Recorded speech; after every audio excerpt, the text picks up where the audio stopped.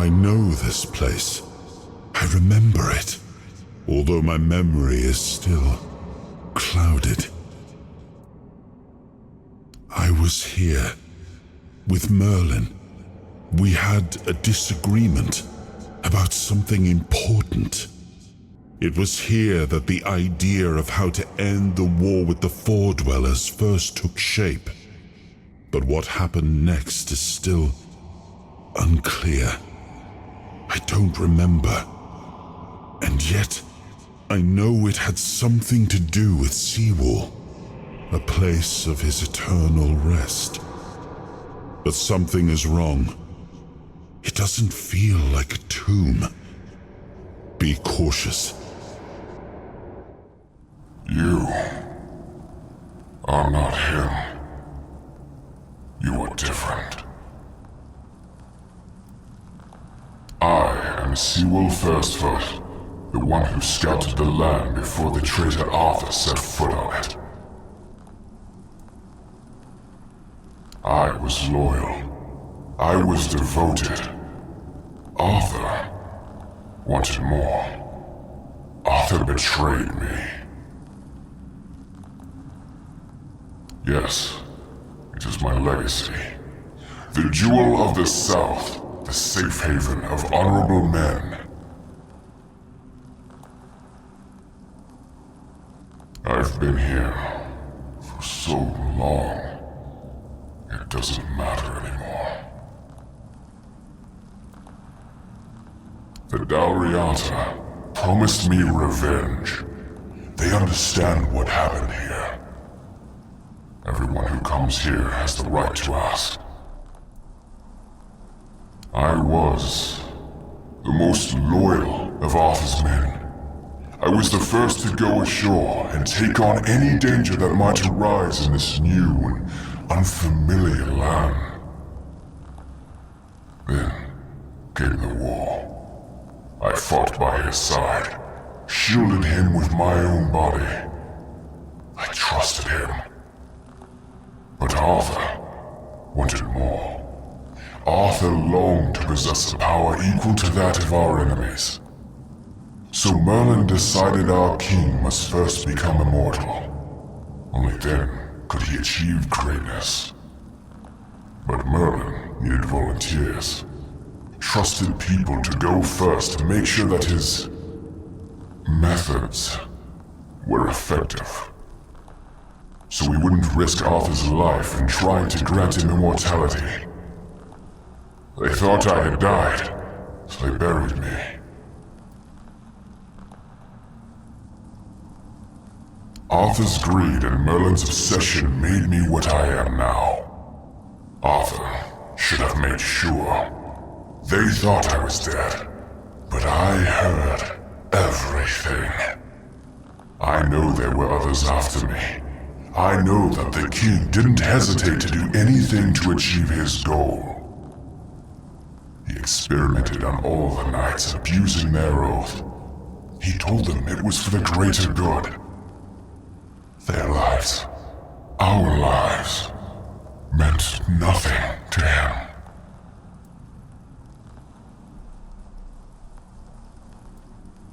Arthur doomed his people to eternal suffering. Their names forgotten. Their loyalty abused. He sacrificed the lives of the noblest of men. And this is the greatest possible betrayal.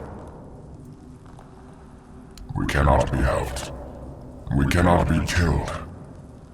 The Dalriata promised to burn down Camelot, avenge the memory of all my brothers.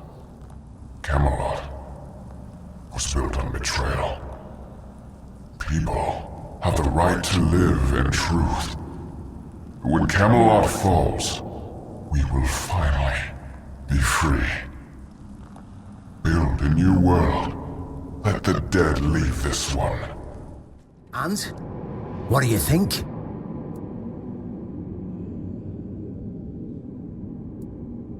They're just fools. Somebody made a stupid mistake in the past. Somebody else decided to cover it up. Somebody came up with traditions and stories to mask what was done. And for hundreds of years, fools were eating it up because the lies were easier to believe. Really, there's no point in invoking tradition any longer, because it's worth shit. The only thing that matters is safety and loyalty towards the one who can provide it. And honestly, I don't believe the ones running this entire circus will protect anyone but themselves. Well, now we found ourselves in what I'd probably call a clusterfuck. And somehow you unwittingly became the most important person in the region, because your decision will change how the entire situation unfolds. You see, my boys from the Horns of the South are split down the middle. Some will back me, but others won't, understand what I'm trying to do. The latter, like Feargas, are the traditionalists, and they know me a little bit too well. If I came to them with this revelation, they'd think it was a conspiracy. But if someone from the outside, someone Feargas trusts, steps in and convinces him, you see where I'm going with this?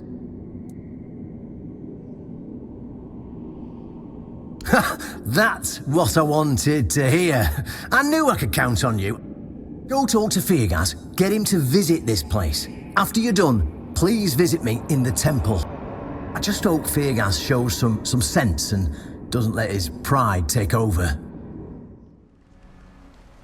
It was the most painful thing I heard. I didn't know. I had no idea this is what happened to him. There were other things that required my attention. We were losing the war. I was needed everywhere. I should have paid more attention to what Merlin was doing. I shouldn't have let go. Always. I have everything I need. And you, the fly in the ointment. I'm Owen, and this is what I do here. It's safe. I can keep an eye on it, and I can chase off the seagulls. And when the weirdness comes, and the dead start rising up from their graves, then a rooftop garden will be much safer than one on the ground. I let Rark in. He doesn't talk so much. He's my best friend. My hoe in your skull would be worth 1,000 words. No, I can handle a few seagulls. I'm not like that idiot Gwilyn. You need to talk to plants to help them grow. I'm not going to waste my breath on people. Ah, Owen. Yes, he's my best friend. We don't even need words. Heck no. You should have seen Owen 20 years ago. He was sharp as a pin and could get anything done. If you wanted something, you went to Owen, and he always found a way to help you. Politics. What else? Owen survived 3 captains. One was terribly lazy. He just sat there like moss on a log and did jack shit. That frustrated Owen. Then there was another one. He was afraid of everything. So all he did was kiss Camelot's ass. And that blocked Owen's ideas to do something meaningful with his fish shack. And when it was finally Brandon's turn, Owen was already fed up with all this. It's funny, isn't it? First captain who doesn't mind introducing new ideas, and our local revolutionary has given up already. So now he just putters around in his little garden trying to find some peace in the twilight of his life. And? No, he doesn't. He knows better than that. Look, if I give you something to do, will you stop talking? Here, take some seeds. Find a free plot and grow whatever you want. That'll teach you to appreciate some peace and quiet. Besides, I'm a bit curious to see what will come of it. Oh, really? And here I thought the Horns of the South had no secrets left to hide from me. But go ahead, surprise me. Have I ever mentioned I'm not a big fan of your sense of humor? Now, tell me what you really want, or walk away. In silence, preferably. This isn't funny. I'm no Galahad, burning people at the stake for heresy, but I don't appreciate this kind of behavior either. Still, judging by the look on your face, you actually believe you've stumbled onto something important. All right then. I'll go and check it out. See what's got you so worked up. It might even be nice to get out of here for a change.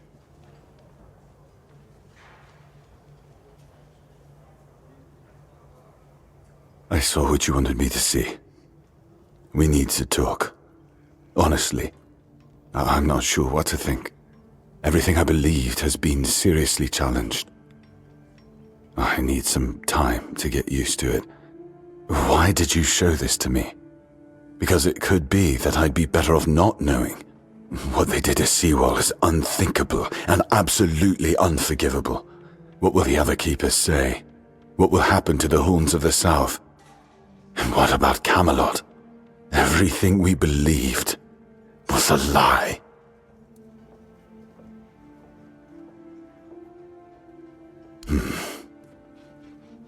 You're right. In the end, it doesn't matter what Camelot was back then. What matters is what we are now. And we did everything in our power to keep the South safe, and to keep our lighthouse on through every storm.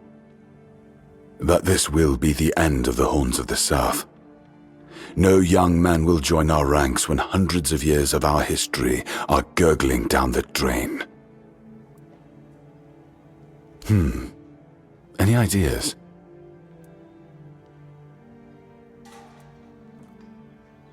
It sounds better than the alternative. That we're a bunch of fools believing in children's fables of knightly honor, valor, and purity. And we'll have to give everyone some hope to cling to after the truth about Seawall comes out. All right. I assume Brandon put you up to this, so you can go and congratulate him. He won. I'll support this case, if only for the safety and well-being of our boys. I don't have to like it one bit, but I can try to make it easier for the garrison. Oh, you've arrived. Marvelous. I must confess, I've been eagerly awaiting your next visit. Today, I have crafted something quite special just for you. Here, behold my very first creation, expressly designed just for you. Well, yes, but not this one, my dear. This one is extraordinary, and not exactly fitting for the court, since, as you very well know, it was sewn together from rags. Nevertheless, I'm confident it will look splendid on you. Besides, I designed it to be practical as well as striking, so it should serve you well on your travels. Oh, my dear, I'm so terribly sorry, but whatever gave you that notion? It is merely a token of my gratitude. You've been so incredibly supportive, and while I am fond of you, it is not in the romantic sense. Surely you weren't under that impression. Oh, what a relief. I would hate to think that I might have unintentionally led you astray. Now, I hope it will serve you well, and should anyone ask about the designer, feel free to send them my way.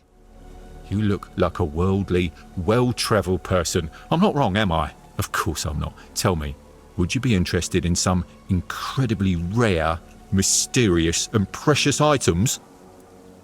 Then let me introduce you to a one-of-a-kind collection of Arthurian relics. I assure you, you won't see anything like this anywhere else on Avalon. Here's an authentic Four-Dweller's tooth. And look, a bone from Sir Galahad's little finger. And over here, a fragment of a foot wrap worn by King Arthur himself, along with many other riches. That is an excellent question. When it comes to relics, authenticity is key.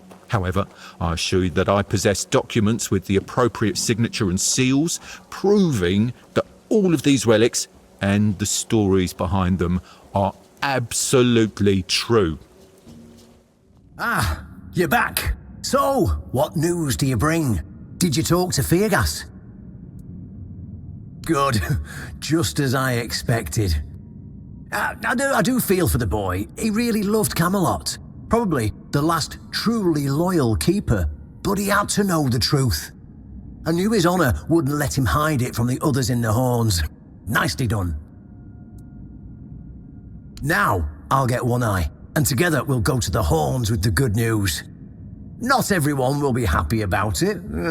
Well, that's for me to deal with.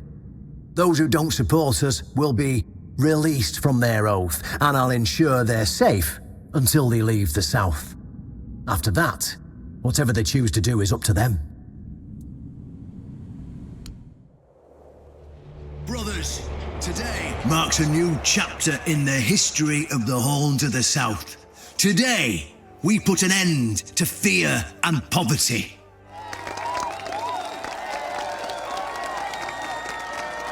I understand your pain. I know you feel helpless in the face of the looming terror of the weirdness. Camelot has abandoned us, brothers. For years, they've given us no aid. All they do is take our resources, send us to senseless slaughter, and keep us in the dark. Camelot doesn't see us as equals. They've forgotten Seawall Firstfoot's legacy and the promise King Arthur made to us. We were meant to stand as equals. We were meant to be just as powerful as them. And all this time, do you know what they've done to the founder of the Horns of the South? For over 600 years, Seawall has been alive, forgotten by King Arthur and all of Camelot. You don't have to take my word for it. Seawall's tomb is open. Go and see for yourselves.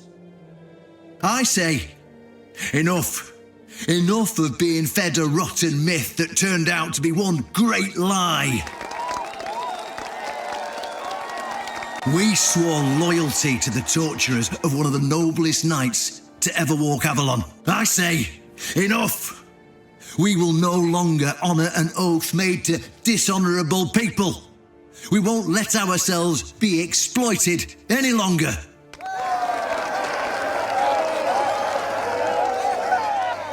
But, my brothers, I bring news. Galahad the Pure, the same Galahad who threatened to burn half our garrison at the stake, is dead. Galahad's death is our chance to break free from Camelot. Enough lies. No more risking everything for those who only know how to take. You're probably wondering, how can we protect the South on our own? How can we defend ourselves when Camelot comes to reclaim their slaves? Yes, that's what we are to them. I know the lockdown of the fortress surprised you, and for that, I truly apologise, but it was necessary to keep you from attacking our new allies, the Del Rita tribes, led by One Eye.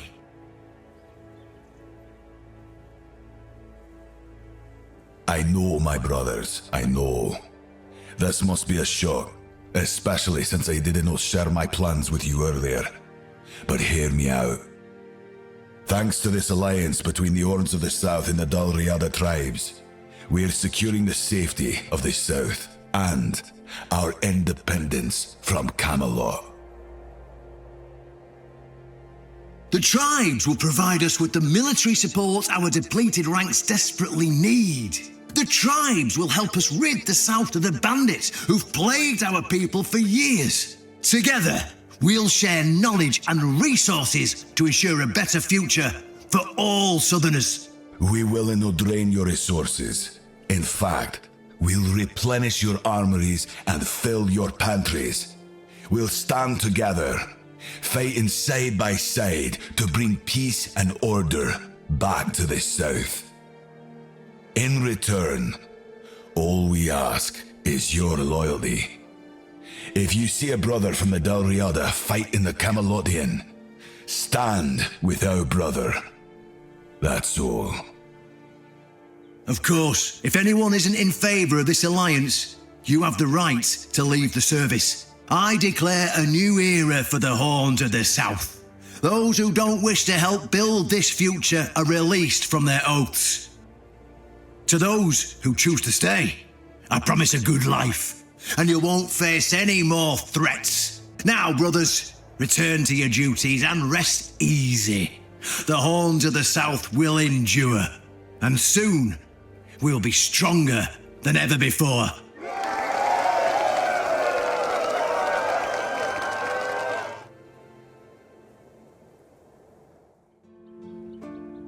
Riordan's back, and with the Dalrita, no less. Bold move. Let's hope he knows what he's doing, or the keep's going to be in for one hell of a mess.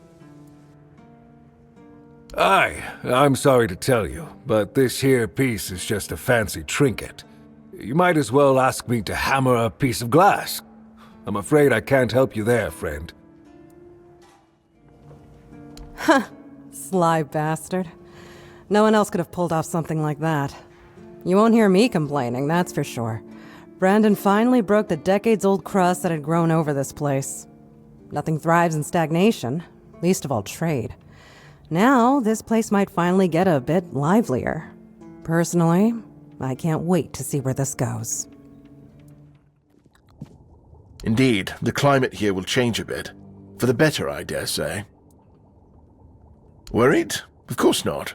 Fear is the greatest enemy of knowledge. For someone who lives in fear, there's nothing else to do but sit in a crumbling hut praying to the All-Mother that the first gust of wind won't blow the roof down over their head. I believe an alliance with the Dalriata could provide me with many valuable experiences. So the bitch understood the meaning, yes? I'm glad. They should all be scared shitless. Even more so after Cole got what he deserved. Congratulations on your powers of observation. Those vagrants should know that since they live on our dime, they also live by our mercy. I can do anything to them, and they can't do shit. My plan was perfect.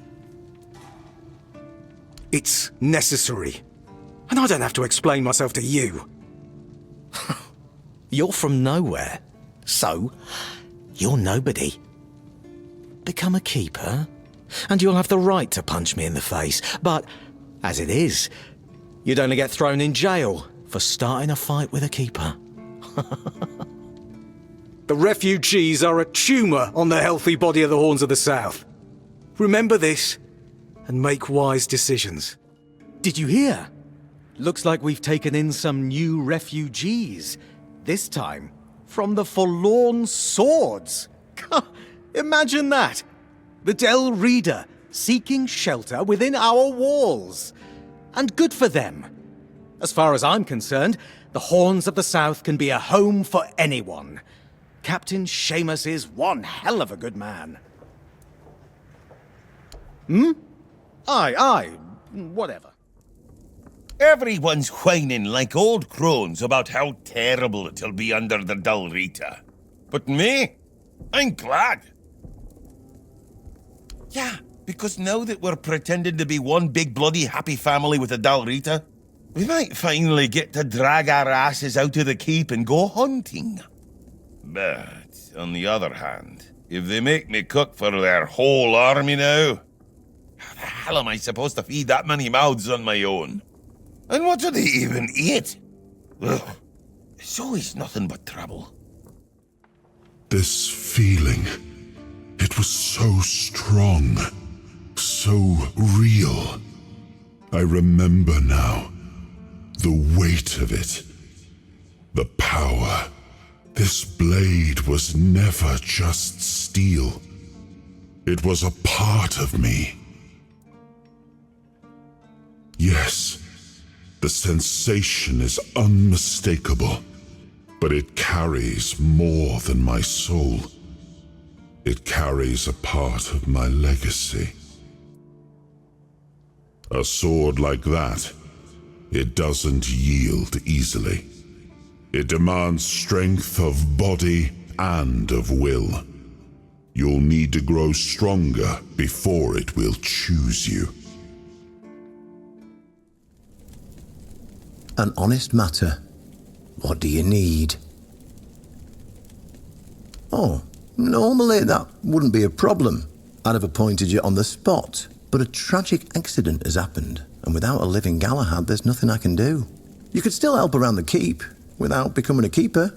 The only way I can think of is conducting an ancient ritual, but it might be a bit risky. You see, there are many different legends. According to one of them, there are a few places on Avalon where you can prove yourself worthy, whatever that means. And one of those places, as you can probably guess, is nearby. Have you seen the old gong in the sunken village? Well, many years ago, when people still went to the woods for a shit instead of using a privy, it was part of a certain ritual. Only the people who passed the ritual could become keepers. Well, none of the living keepers were recruited that way, so we don't really know what happens during the ritual. That's why Galahad now appoints keepers and the captain chooses them. It's just safer that way. I only know that you need to sound the gong and then lie down to sleep at its base. If you wake up, I mean, when you wake up again in the morning, you'll know you've been deemed worthy. Unfortunately, the gong is broken, so first you'll need to find a way to fix it, and since it's made of weird steel, that's not going to be easy, is it?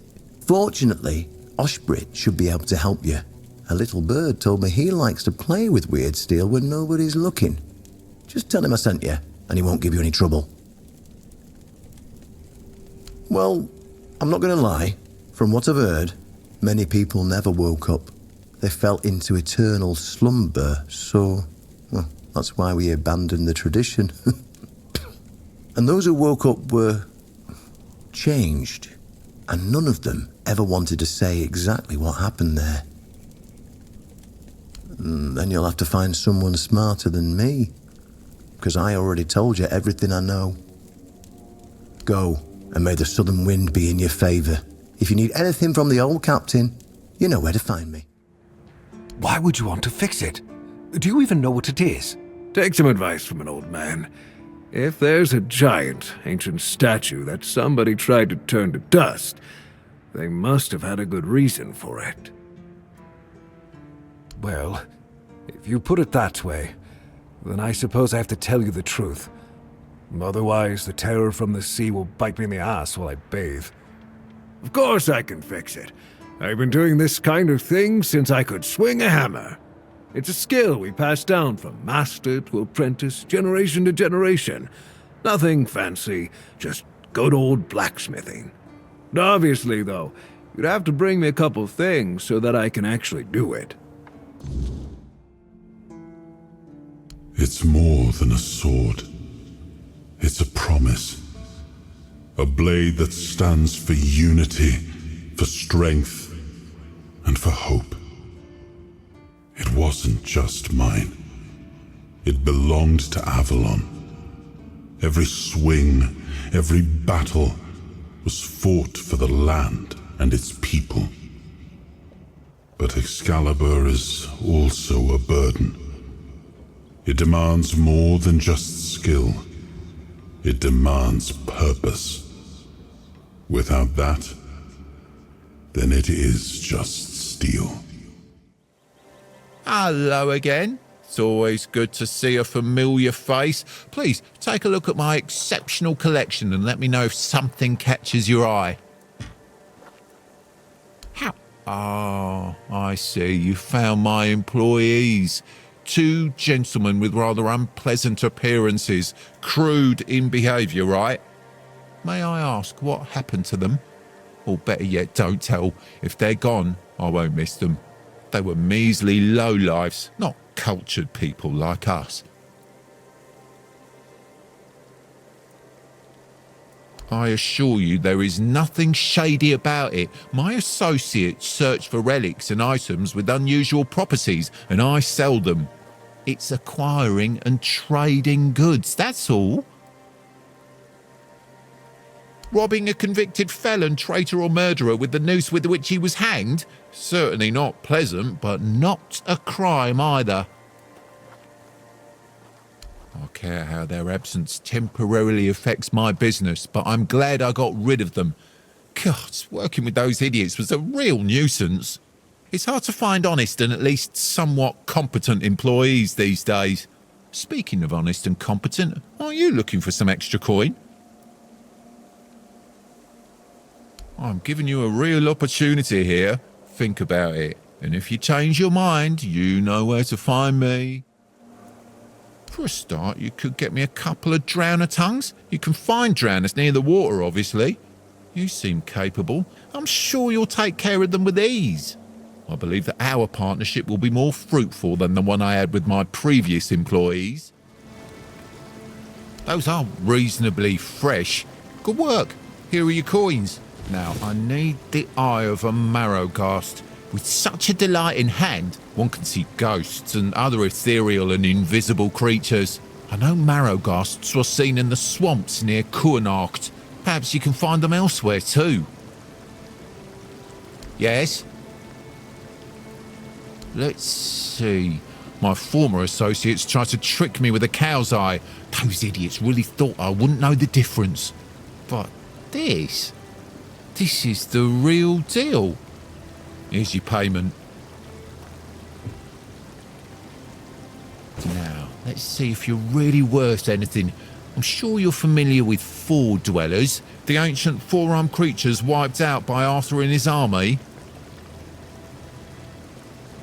Then you might be perfect for this next job. I want you to find the remains of a Four Dweller and bring me his index finger. You probably know they make excellent protective amulets warding off the weirdness and diseases.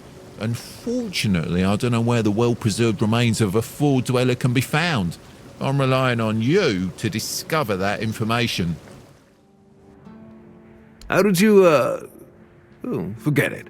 I don't even want to know. Just give me a moment. Here. That should do it. Do whatever you need to if you're really sure about this. But please try to come back alive. I have nothing to tell you. I could try to talk you out of it, but I'm guessing that wouldn't work.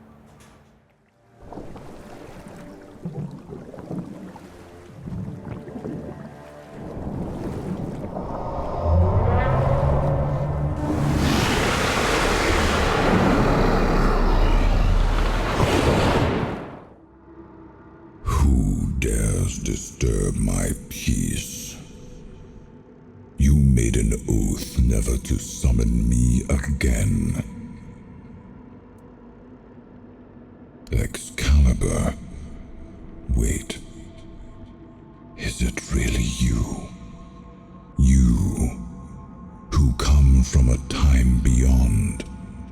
Show yourself before me. It seems he speaks to me. Allow me to answer him. Welcome, old friend. I can see that you know me, but I am a mere shadow of my true self. I don't remember you, Lord of the Seas. Forgive me. That's what you told me, my friend. The next time we see each other, you will not remember me. But you are here now. The will and the power led you back to this place. Even in this incomplete form. Where should I look for myself? I wish to restore Avalon to its former glory, yet I don't know how.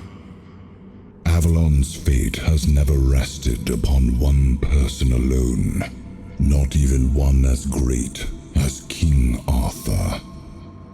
Yet he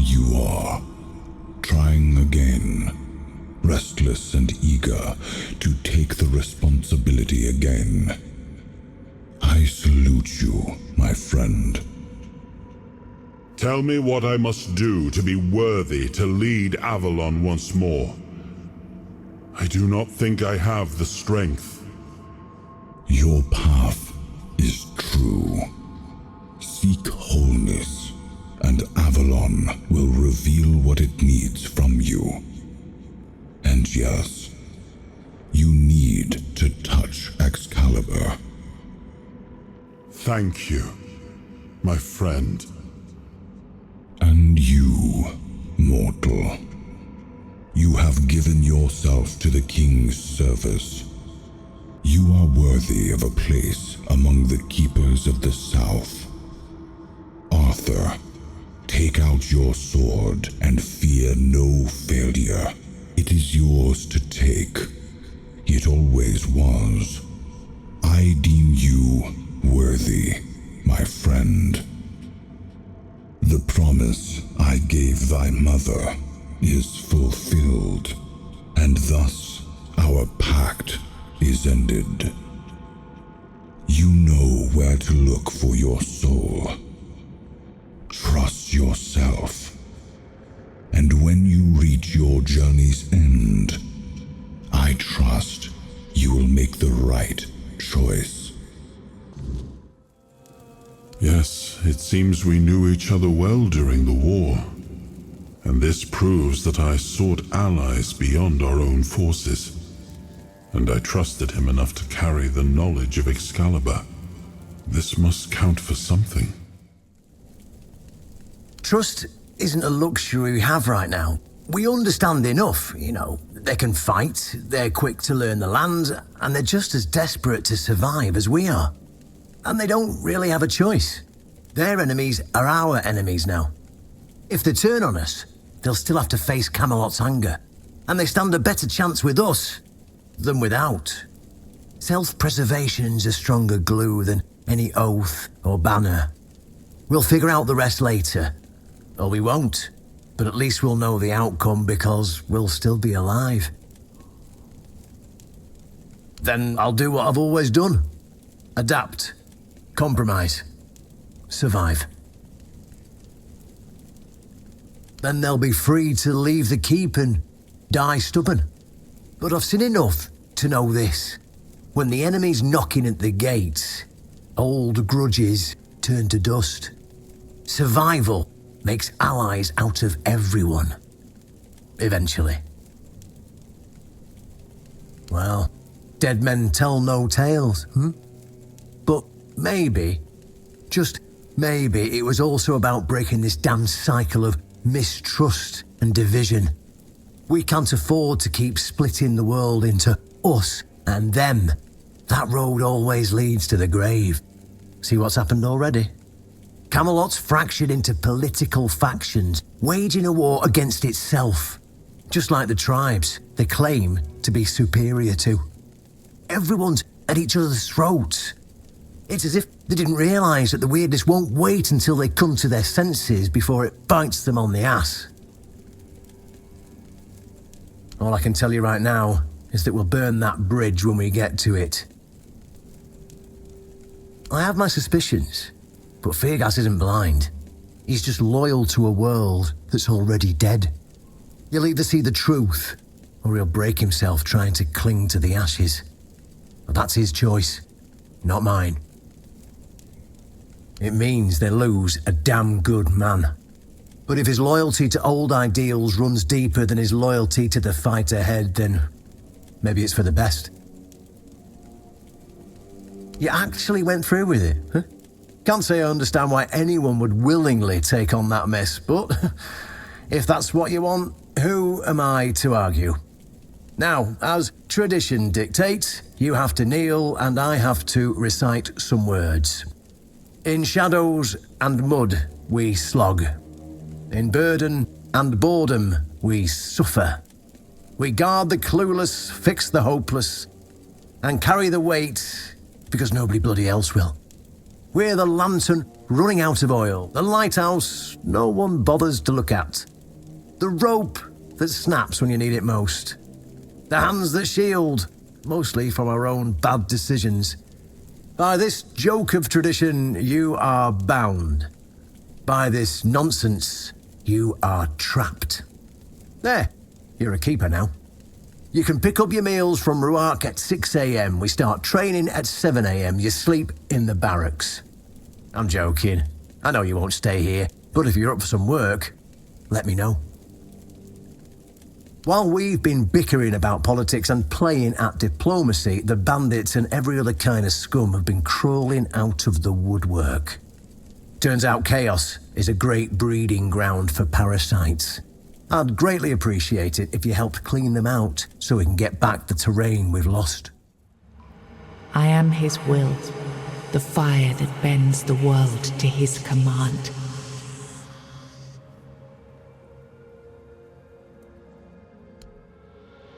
I am the blade that shapes kings and shatters tyrants. Enough, Merlin. You can't keep throwing lives into this abyss. These experiments, they're destroying what remains of us. Destroying us? They're what's keeping us alive. Do you think the Four Dwellers will stop for pity or mercy? Every soul we lose here saves 10 more on the battlefield. You told me to do this. You sanctioned this. And I'm close to getting it right. I know it. No, we can't justify this. There's no victory worth such a cost. You know full well, Arthur, that this isn't about victory. It's about survival. If we don't push these boundaries, there will be no future for your kingdom, for Avalon. You dream of peace, but without victory, there will be no peace to dream of. The path ahead is brutal, but if we relent now, we lose everything. And yet we keep losing people and gaining nothing in return. We must change the path. They volunteered for this. They volunteered to save our kingdom, and you've gotten no closer to doing it.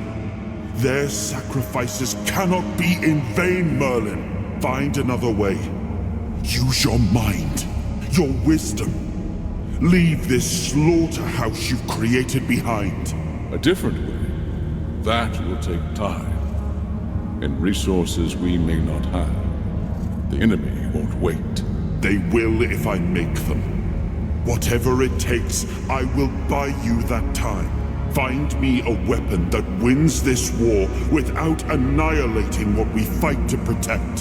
Whatever it takes. Yes. Let it be known that it was my decision, and I will bear the consequences of it. Oh no, my king. People can never know. It was all my idea, and you knew nothing about it. All of us have our role to play. You are the leader, and they need to love you. If we win, you need to become more than a man. You need to become a symbol. Now, I remember. Before you judge me, it all seems so obvious now, doesn't it? The right thing to do. It wasn't back then, and you can trust me on that.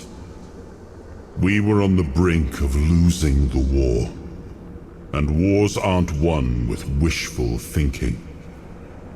There was no clean path, no noble answer. Only the weight of reality pressing down on our necks. Something had to be done, or everything we fought for would have been in vain. And in the end, the ones who stepped forward, who chose to pay the price, made it possible. And their deaths gave Merlin the knowledge he needed to finish his work. To find something that could really turn the tide in our favor. Justified? No. justification is for those who have the luxury of doubt. And I had a kingdom to save. They were brave men who volunteered their lives, just as they did every time we rode onto the battlefield. The difference was that if Merlin succeeded, one man's sacrifice could have saved us all, could have ended the war before more blood was spilled. If sacrificing a few meant the survival of all, then there was no choice at all. Maybe they never saw justice. Maybe their real stories were erased from history. Call it cruelty. Call it madness. But if I'd done nothing, there would be no Avalon left to argue over. But the kingdom still stands. The people live. And that has to mean something. I did. But this wasn't about pride. It wasn't about saving face. It was about survival. The truth about all this would have broken my people. I couldn't allow that. And a king doesn't get to flinch. If that meant carrying the weight alone, so be it.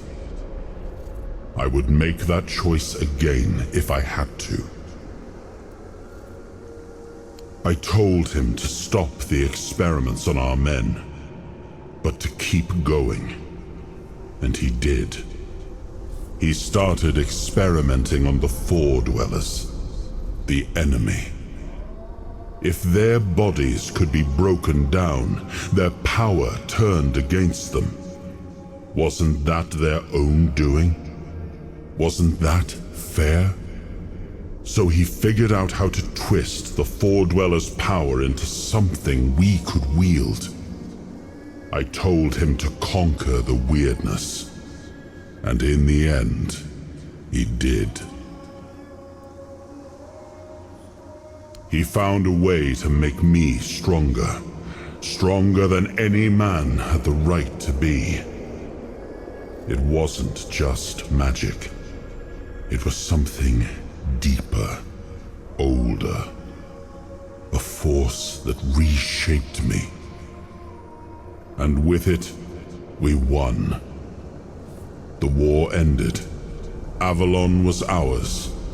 The bloodshed stopped, the banners were raised, and the kingdom stood safe. That's the question, isn't it? I keep thinking about Seawall. He was ready to pay the ultimate price for what we were fighting for. And I thought he did. I grieved him. Told myself his sacrifice had meaning, that he had given his life for Avalon.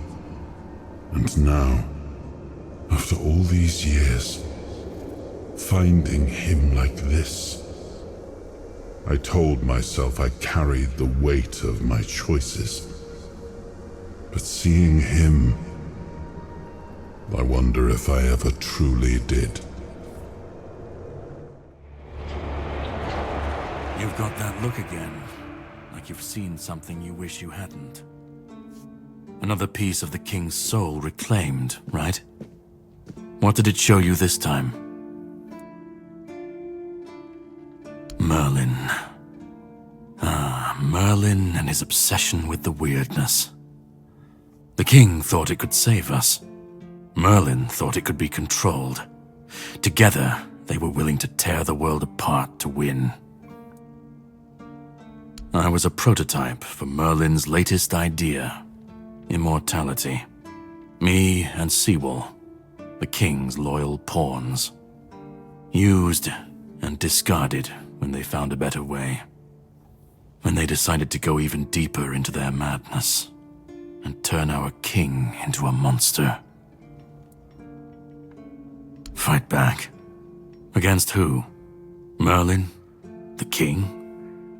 You don't fight gods when you're just a pawn on their board. You endure. You wait.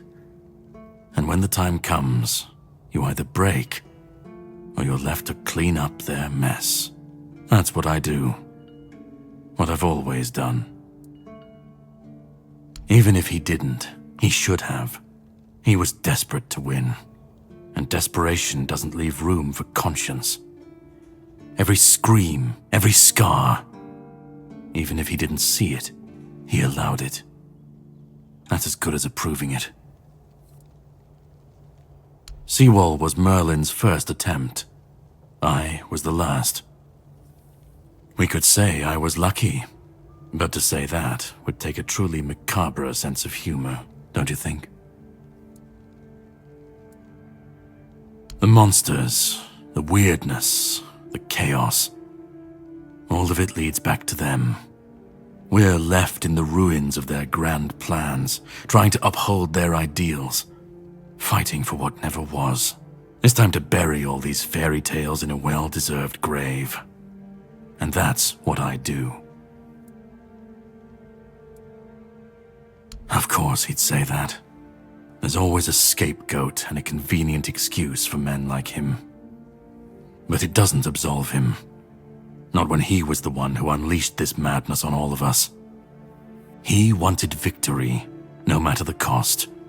And when you want something that badly, you stop looking too closely at what's being done in your name. And, after all, who said we were supposed to win this war? Who said we were supposed to survive? You've seen what they did, what he did.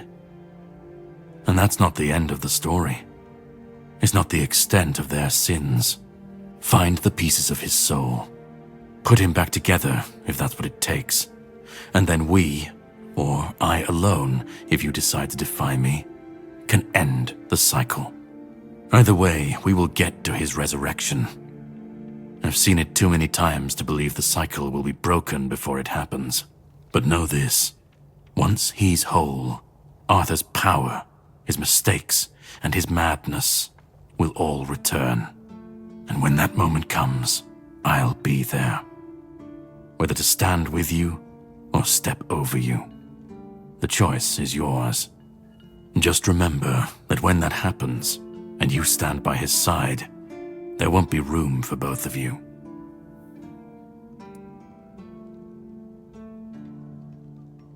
Start. You've already started. But if you want the next piece, head to Kunacht. The menhir there is failing, the weirdness swallowing what's left of the village. You will need to find another artifact. The shield our king gave to Palamedes. He was one of the king's finest, a voice of reason amidst the madness. But it didn't save him or his legacy from what they had coming. Find the shield, and then, well, we will meet again. We'll see if your perspective changes.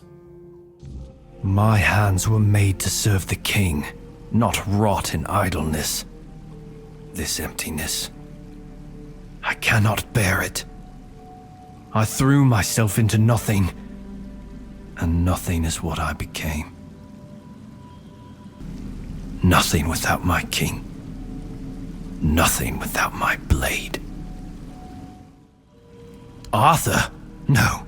No, please. He cannot see me like this. He mustn't be made to look at me. My blade. My erendite. It remained behind. In the abyss. Deep in the weirdness. I cannot face my king without it. My sword belongs to him, as do I. But without it I am nothing. I cannot kneel before him and offer him nothing. I died a traitor's death, trampled and torn apart. Fitting. So very fitting. I thought that would be enough. But I failed him in life. How could one measly death be my absolution? I couldn't. I can't. I clawed my way out of the abyss, but came back empty-handed. No, no, no. Don't speak that name. It's a traitor's name, hateful and vile. Let it be cursed. Let it be forgotten. Everything I touch turns into ash. Erendite. Oh, how I long to hold it again. Just the weight of it in my hand makes me feel almost whole again. Like I might be worthy. Like maybe not everything was lost.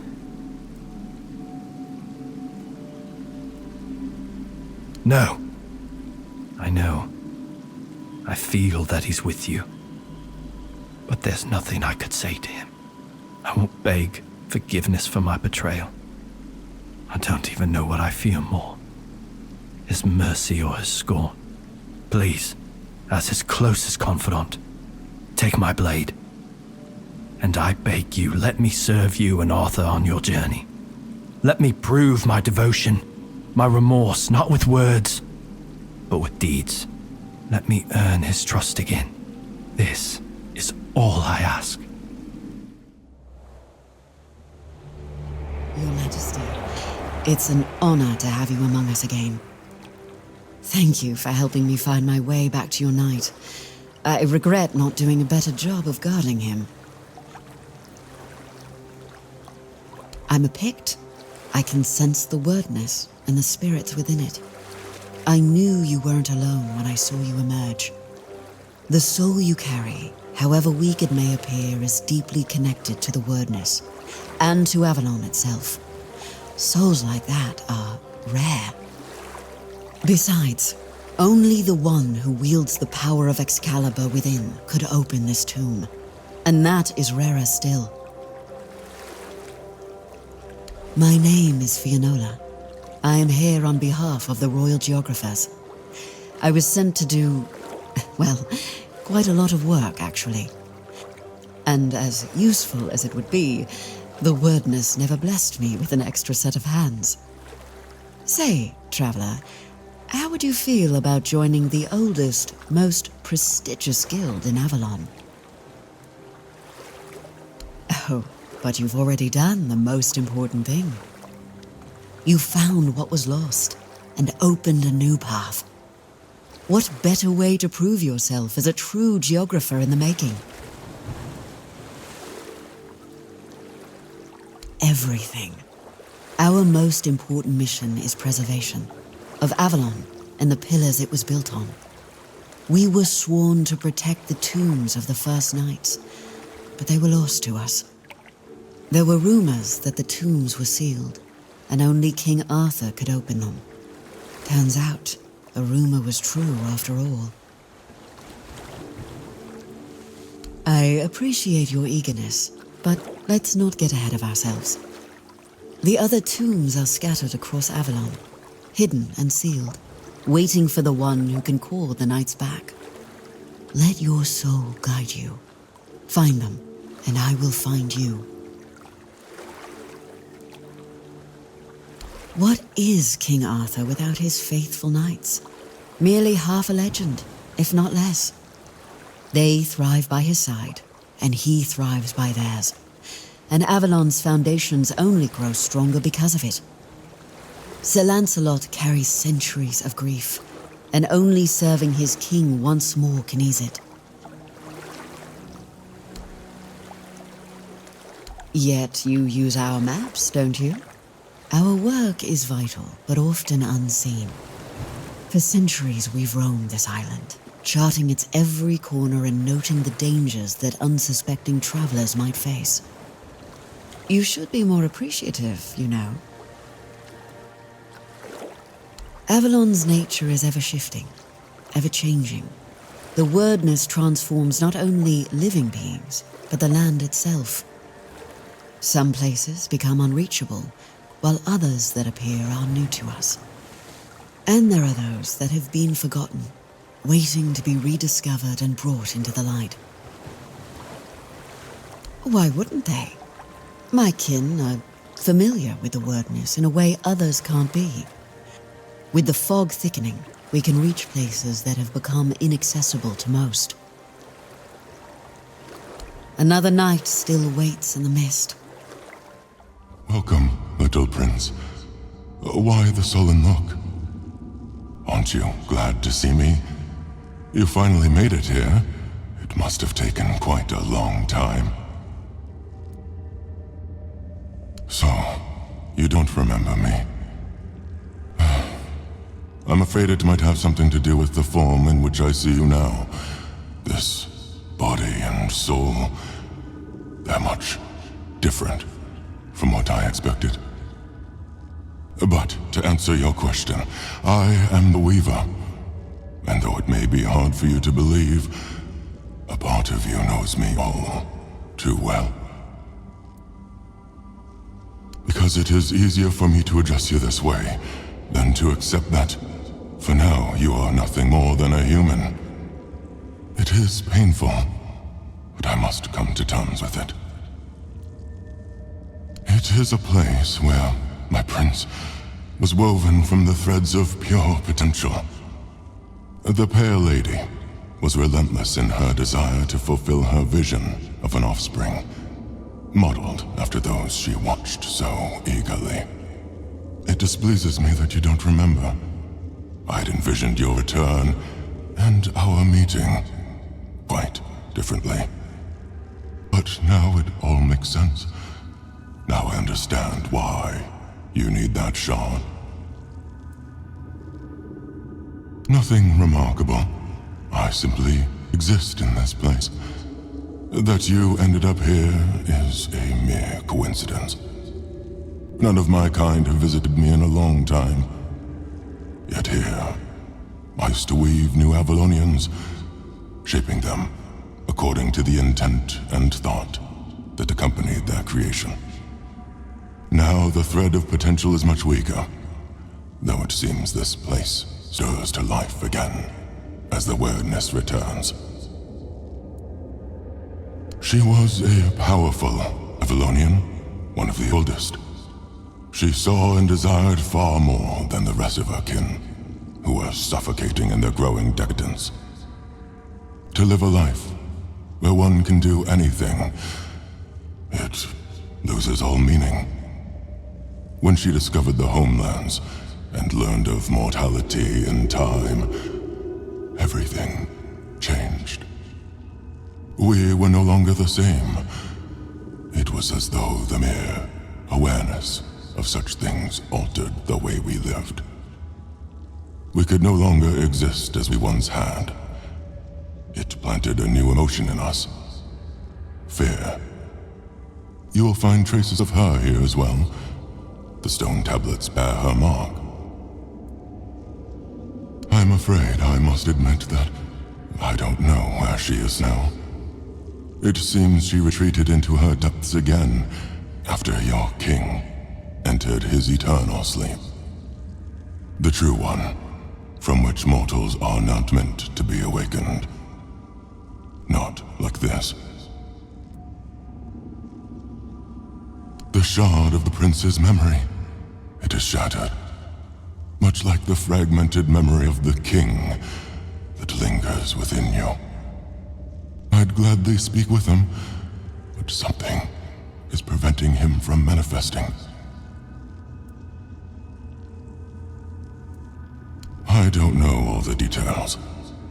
What I do know is that after our prince was murdered by our kin, his potential, what you humans might call a soul, did not perish. The prince had been deeply fascinated by humans, and so after his death he manifested in one of them. That person was Arthur, the man who would one day become your king. He followed his mother's fascination. Much like her, he gazed upon the land of men. But he wished to go further. He wanted to experience being human. So he built the menhirs, meant to repel the weirdness. For us, the Four Dwellers, such a vision was both heretical and terrifying. Some of our kin could not forgive him for it. So, they killed him. It was the first time an Avalonian had ever slain one of their own. Arthur was a man, mortal like any other, but ambitious like few. But yes, his origins are far more complicated. This is a tale of two separate realities that, through a series of specific events, began to intersect, forming a single knot. Everything that has happened, and everything that will happen, is meant to decide the fate of that knot. And we, as you likely already know, have been pulled into all of this. Our meeting comes to an end. I regret how brief it is, but my role in your story was always meant to be insignificant. Oh, Lancelot. It was painful to watch what became of him. Confident, steadfast, eloquent. Nothing like the tormented soul you've seen. He was admired by the people and by his fellow knights. He had quite the following, though he never seemed to care for it. Only later did I realize how wrong I had been. He was also much sought after, left a trail of broken hearts wherever he went. But there was only one he ever held in his heart, and that was Avalon. I always believed Lancelot to be honest to a fault. He never hesitated to speak his mind, and I valued that in him as much as his loyalty. I trusted him completely, and I thought his faith in me, in my vision for Avalon, was just as strong. But it wasn't. I don't know when or how that trust was lost, and to this day, it still pains me. But know this, even in betrayal, Lancelot never sought to serve himself. He was a good man. Yet even the best of men can falter and lose their way. I forgave him long ago. What saddens me is that he still cannot forgive himself. But I understand why. The rebellion he led hurt not only me, it wounded all of Avalon. And Lancelot always hated senseless bloodshed. To be the cause of so much suffering, perhaps fighting by our side will finally bring him peace. It was supposed to be a reminder. The sword was never just steel. It was a symbol of what we stood for. Strength, justice, the will to carve a path forward. A weapon, yes, but also a promise. I wanted them to remember, to fight for those ideals, to uphold them, even when I was gone, even when there was no king left to lead them. Merlin saw Avalon for what it was long before the rest of us. He told me that Tintagel wouldn't hold, not forever. That the weirdness would gnaw at our walls, at our minds, at our very bones, until nothing human remained. But he still fought to map a way forward, to carve some sense into this land. And in the end, the land swallowed him whole anyway. We were losing the battle at Tuathan's mouth, our last push before the weirdness took the field. Merlin was with us, bleeding, exhausted, but still weaving his spells. Then it came. Not a beast, not a man, not something we ever had words for. A shadow wearing 1,000 torn banners, moving like it had no shape of its own. Merlin raised his staff, spoke a name I didn't recognize. And then he was gone. Not killed, not struck down, just gone. Like the land itself had taken him back. One Eye has led us to the Southerners' home, and now we're no longer to speak through the clash of sword and axe. So be it. If such an alliance was written in the runes, thereof we'll accept it. We'll see what the future holds. Go. Bring glory to your ancestors. Thereof will be waiting. I don't know how to thank you. You didn't have to do this, but you took the risk. Praise Mathair! Thanks to you, Groder will soon be back to his old self. One Eye is happy because an important knight of Camelot has been killed. I like it when he's pleased, because then he's not threatening to cut off my head.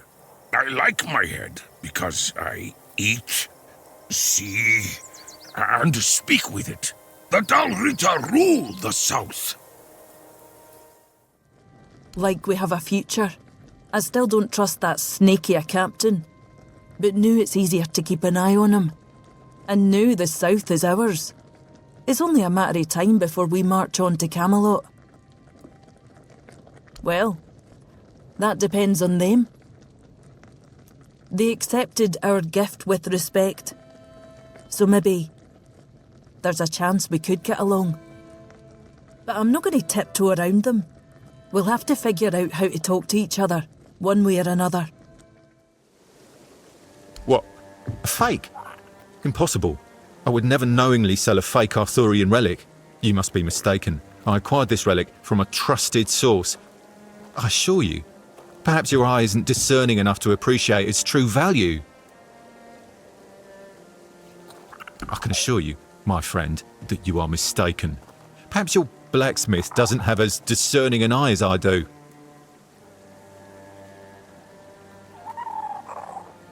Well, you're clearly still new to the ways of relics. You must understand that once you've owned one, it's yours for good. It's like an unbreakable bond, and I'm afraid I couldn't sever it even if I wanted to. Besides, these relics are far too valuable to just return. Just think of the prestige and power it can bring you, my friend. Trust me, you won't regret keeping it. Listen, friend, I'm just a humble trader trying to make a living. You can't expect me to offer refunds on goods that have already changed hands. It's just not good for business, you know? Your purchase was a one-time deal. As far as I'm concerned, you got what you paid for. Besides, these ancient relics, they're one-of-a-kind items, and there are always going to be some naysayers out there. But let me make it up to you. I'll offer you a special deal on my other relics. Trust me, you won't regret it. How about it? I am deeply offended. I assure you, my merchandise is one of the finest quality. Perhaps there was an honest mistake, but you could at least try to appreciate that I'm willing to make it right. I've been in this business for years, and I pride myself on my reputation for honesty and integrity. Listen, I can understand your frustration, but let's not resort to violence here. We can work this out like civilized people. How about I offer you an even bigger discount on your next purchase? Or perhaps I could interest you in a different, even more valuable item? Don't let a little setback ruin our potential business relationship. Let's put this behind us and move forward, shall we? Wasted time? That's rich coming from someone who can't even tell the difference between a genuine relic and a counterfeit one. Still hanging around? Must be desperate. Oh, keep her now, huh? All that means is that I can beat you legally and enjoy every second of it. You refugee-loving fool! Thinking you belong here? You'll know better than the trash you defend. Preaching justice with blood on your hands. You talk big, but all you know is violence. You didn't beat me. You just proved we're cut from the same cloth. Go on, Take your hollow win. This place is rotting, and you're part of the decay. An alliance with the Dalriata? That's trouble waiting to happen. Plain and simple. Brendan's back, acting like everything's fine. But does he even think about what this might cost us? The Dalriata are hot-blooded, sure. But that heat doesn't fix problems. It makes them worse. And when this alliance goes to hell, and it will, it won't be them dealing with the fallout. We'll be left to clean up the mess, while they're off somewhere else, hands clean. Those tribal folk, eh? I don't know, it feels a bit strange. But on the other hand, Thrang's a good boy. Maybe they've got a bit of sense after all, and it won't be so bad. Brandon's back. Thrang knew the Dalrida would rise stronger with him leading. Brandon's no fool. He'll make sure the Dalrida stand tall against Camelot. Thrang sees it now. The Dalrida will reclaim everything Camelot tried to take. Berg's no more. Poor bastard. Hard to believe we've been in each other's lives forever. After we survived the service, I thought we'd croak from the drinking. That's what you get when wraiths get drawn to you. Should have left the dead alone. Glad you tried to help. Hope it didn't bring a curse down on you. Be careful out there, kid. Well, bloody brilliant. More outsiders. I might as well just die already. There's nothing left for a man in this place. Dalriata, for crying out loud. What was that old bastard even thinking? As for me, I couldn't care less, to be honest. What matters is that I still have someone to pour ale for. I just hope the Dalriata won't wreck my tavern. Other than that, things will be fine. The locals might grumble for a while, but eventually, the best pint in the south will bring them back here.